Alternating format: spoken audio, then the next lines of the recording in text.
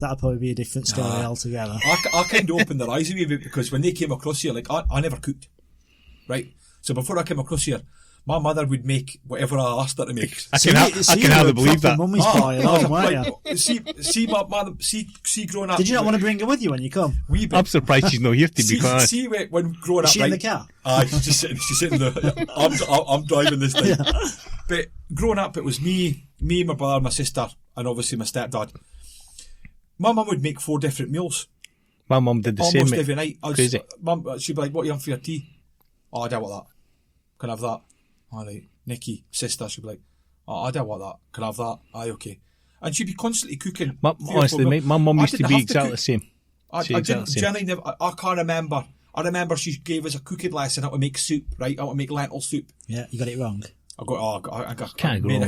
made a complete balls up it or something. No, you forgot the lentils. I can't remember what I'd done, but I made the balls up. And then when she came over here, like when I came across, like my ex wasn't the best at cooking either. Well, she enjoyed, she could cook, but she didn't really enjoy it. Yeah. So I just started getting her cookery book and started making stuff. Don't get us wrong, you can't really go wrong on a barbecue. You always cook on the barbecue, and I just found myself cooking. So when she came across here, I'd done like the whole Christmas dinner. When you're doing the page and stuff you started, right? You've got 5,000 members. I remember reading was it last August or something? Maybe it was maybe June, July or something like that. You put a post on that you said there's 5,000 members here. There's a lot of people struggling in the world. How about we all put $5 in and we donate it to a charity, right? Honestly, mate, I thought that was one of the singly nicest things. I mean, that's the kind of thing I used to be involved in back home, right? Or not even necessarily involved myself, but people that I knew were always doing stuff like that, right? Aye. And you come in, it still happens. Don't get me wrong, it still happens, but just having been a part of that group, I thought, what a great idea. And you raised what, like $1,500 or something? In a way, I was probably a wee bit disappointed, to be honest. Did you think you were going to get everybody kind of donating? The thing is, right, at the end of the day, you run a page, right, that's got over 5,000 people in it. Not everybody's active. You could probably probably take 20% of that, maybe. Yeah. A lot of people just join it to have a nose, don't really interact, aren't really that bothered. Yeah, but you've got to get at least 1,000 people. So I generally thought so the LGM hospice appeals, it was Liam McLaughlin. I met him a couple of times. Oh, did you know the guy? I just figured. I just figured you know. So we had met him. So he was a massive Celtic fan, and the first time I met him, it was the Scotland Ireland game in the Euro qualifiers, the World Cup qualifiers, or something years ago. And we met him in the casino. 10 o'clock. It was like a 3 o'clock kickoff. 3 o'clock in the morning kickoff. So we met at 10. Got in the piss right away, and I'd met him with a mate that I used to live in the same complex with, Lee. Lee was really good friends with him. Him and Lee and Amy, who are engaged now, we live down south. We used to live together with them at Belmont, at Frederick Street. So he was like, "Oh, when we get in the piss." So I met Liam, and Liam was sound, really, really nice guy. You could just tell he was just a massive heart, and he had been complaining even that night. I was like, "Oh, are you on the piss?" He's like, "Oh, I'm not drinking." He says, "I can't get rid of this sore head. It's just constant." So obviously later down the track, you start learning a bit about him and all that. And I'd met him again. I'd done a family barbecue up at Kings Park. Literally just went up, chucked a load of Scotland flags on the grass. This is what you organised through Scots in Perth. Yeah. But I was like, Chris, honestly, mate, don't like distract you for your story, but see all the things you've done. I mean, it's fantastic. It's such a good thing, and I do follow it. I used to just pop in and again, but now I pretty much follow it regularly because there's a lot of good stuff in it. But all the stuff you've done, it was nuts because you had like folk bringing tray bake, kind of like back home. You'd have folk making caramel shortbread, tiffin, all this kind of stuff, and folk are just bringing like square sausage, tatty scones, all your Scottish stuff, Scotch pies. And there was maybe about 40 or 50 folk were around the barbecue cooking. Kids were just running about. I was handing out cans of Ireland brew to the kids. They were hyper. Because it's all colouring, but they're honestly hyper. Yeah. This is why Scots in Perth is so big though, because it's not just a page, is it? It's like a family. Yeah, it's like you've created a community. I suppose in a way I'm kind of lucky that I wouldn't say I've made best friends, but I've met I've met friends. I bet I've you've met opened people. up to more people here than you ever have before. I'll tell you the first. It was quite funny, right? That it was either the first or second piss up we had at the Vic Park Hotel. 9 months later, I got a message of a woman, of a picture, of a baby, a newborn baby, and he was made the night after the Scots in Perth night Oh, my when I went gosh. home. I was wondering where like, that story was going. I thought it was going to be your baby. I'm thinking, Chris, No. you're in So trouble, that was man. literally, so she was like, oh, he can be the Scots in Perth mascot. So he was actually conceived Yeah. the night of Scots, the night it was Yeah. Scots in Perth night. Got together. Outstanding. That's pretty good. But like I say, we'll get back. Met Liam then, Liam and Kate, and they were just beautiful people. And through the time, obviously, he started getting quite ill. And Kate was raising money left, right, and centre. So we done a few things on the page. The TV got involved and stuff like that. They managed to send him to Germany to seek alternate medicine. Yeah. Which kind of worked. He was able to see his second daughter get born because he was That's actually nice, losing yeah. his sight up until then. Is that right? Yeah. That's quite And a shame. then obviously he passed away. And Kate is probably one of the strongest women I've ever known. Yeah.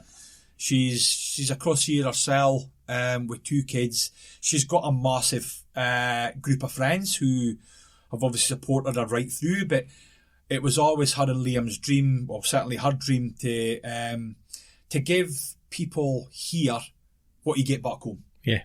You've got hospices in back home, like cancer things and that, and that when places that your family can go to spend your last dying days. Yeah, like Ronald McDonald Aye, House. exactly Same- like that. Same kind of thing.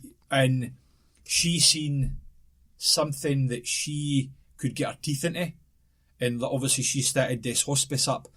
And I've always sort of put a little post on the page, just anybody interested, or does anybody, they were looking for different people to work to help out in different areas. So I chucked that on, and I just thought I'd got in touch, and I was like, would it be okay if I just tried to do a little money raise, a little fundraiser thing? Yeah.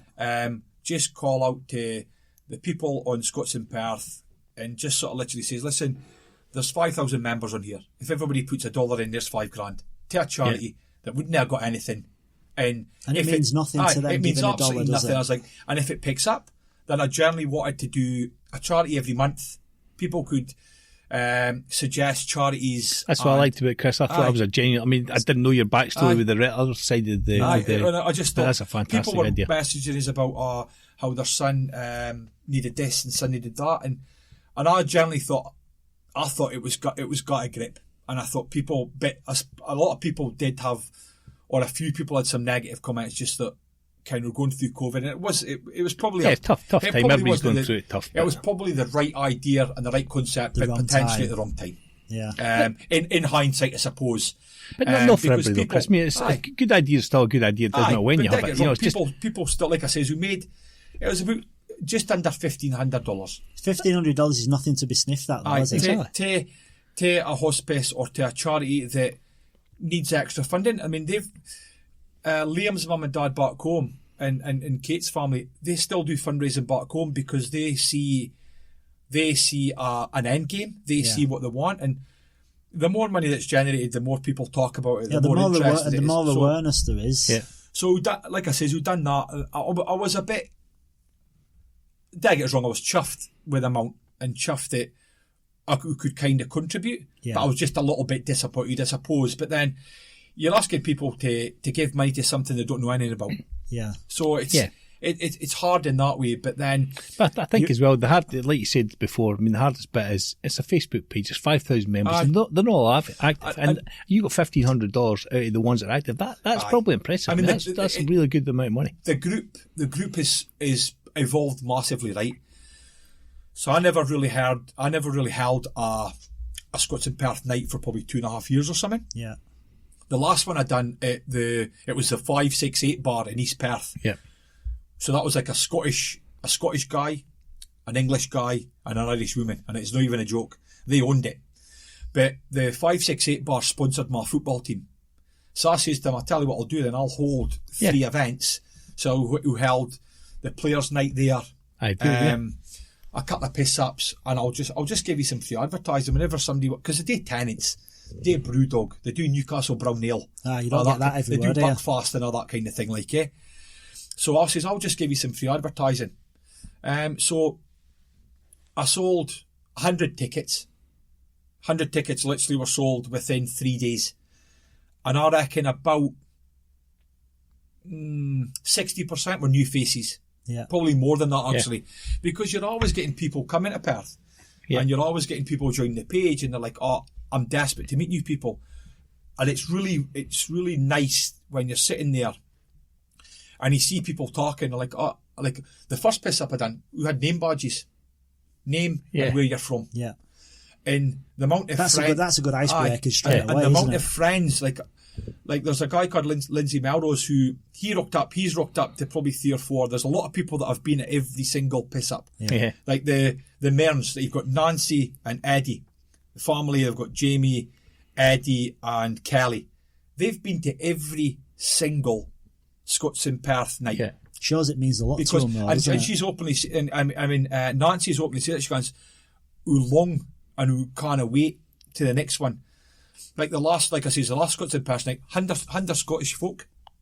A lot of folk meeting people for the first time, expanding their friends group. We're sitting at the end of the night doing that boat thing. Can when you go forward, back, and left, like everybody's around the pub. Doing that. Going mental. Gary Jameson sung, Neil Wallace sung, and Ryan Jameson done the DJ. And people were like, it was brilliant. We managed to get the pub today, Scotch pies, tarty scone slide, what do you call it, chip butties, what you'd get back came, macaroni pies and that kind of thing. And I just literally I took $20 a ticket, which covers... Does that just pretty much covered it? Like, I just pay everything to the decorations, pay the singers, the 2 singers and the DJ got paid, and the rest went to food. Have you never been out of pocket doing anything? I nearly got out of pocket with a Kaylee. Had it not been for a couple of guys that really pulled us out the shit. Yeah, I'd have been about $3,500 out of pocket. Kayleys were hard in Scotland as well, Chris. I put $3,500 down as a deposit of your own money. Of my own money, and had it not been for like some Maureen Crawford in Gary Small, they managed to sweet talk the owners of the Novotel to transfer the debt from up the stairs to down the stairs. You know, they run Fenian's bar. Right. Okay. All right. Yeah. So they say, right, I'll tell you what we'll do. If you clear $3,000 a night, then you'll wipe your debt out. So Scottish people spend $3,000 so I managed booze. So easy. I sell 120 tickets at $20 a ticket, if that, and it was maybe 15, and they got a pint for that. Yeah. So they covered that. Couple of singers, and the place was absolutely jumping. The pub made $5,500, $6,000. Yeah. Yeah. So ever since then, I was generally been. That's why I've only really done small ones since then, because I've not the confidence to. I've made sure that I've never been out of pocket. Yeah. The money that comes in goes right back out. So I'm no earning or I'm no making any money. Yeah. I kind of sounds a bit soppy, but I date for people to enjoy it. Yeah. I dare do it for any other else, and I think it shows great. Though, just talking to you. It does definitely show. I love it. Like the fact that you have people. I can remember Stacey McCraw was there on the first night. She burst out crying. What? Just too much emotion. The whole emotion overtook her. Right, she's standing eating a Scotch pie, drink Scotch pie, right, drinking a vodka Iron brew, and it will just. Stacey's always one that she lives across here. She's just bought a house with her fella. But she struggles with homesickness. Yeah. But it was just, and this was the first ever night out in, I think it was October 2014, and she just got, you've got Scottish music. It just took her back. You've got Deacon Blue, you've got a Scotch pie, an Iron brew, a vodka Iron brew, and she just burst into tears because it was just overwhelming. It was just overwhelming for her, like, and I suppose in a way that's what's nice, the fact that that's fantastic. It gives something what they're missing for Bart Cayman, and that's why I think you get the people coming back every time that we've done it, or every time I've organised a piss up. You have the same people coming because they still want that draw. Yeah. It's amazing the sort of small things that get you. It's the little things, isn't it? I think the older I've got, the closer my eyes come to my